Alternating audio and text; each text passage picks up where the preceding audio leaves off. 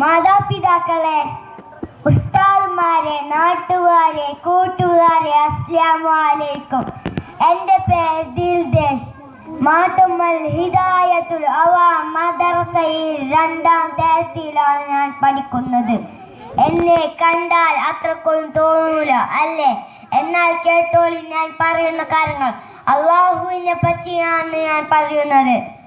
നന്നേ ചെറുപ്പത്തിൽ എൻ്റെ ഉപ്പ എന്നെ മടിയിരുത്തി കളിപ്പിക്കുമ്പോഴും എൻ്റെ ഉമ്മ മാമ്പ് തരുമ്പോഴും പറഞ്ഞു പഠിച്ച കാര്യങ്ങളാണിത്.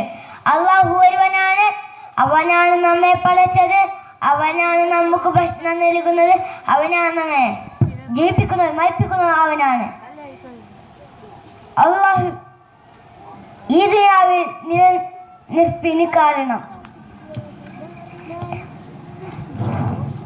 ഈ ദുനിയാവിൽ നിന്ന് നമുക്ക് അവനെ കാണാൻ കഴിയില്ല. മരിച്ചു ചെന്നാൽ സ്വർഗത്തിൽ നിന്ന് സത്യവിശ്വാസികൾക്ക് അവനെ കാണാം.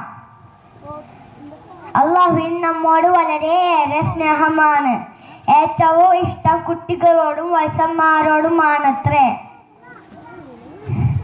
ഞങ്ങൾ കുട്ടികളും ഈ നാട്ടിലെ വല്യപ്പന്മാരും വല്യമ്മമാരുമാണത്രേ ഈ ദുനിയാവിൽ നിലനിർപ്പിന് കാരണം. ആ ബഹുമാനം ഞങ്ങളോടും വേണം കേട്ടോ. എന്നാ ശരി, നിർത്തട്ടെ. അസ്സലാമു അലൈക്കും.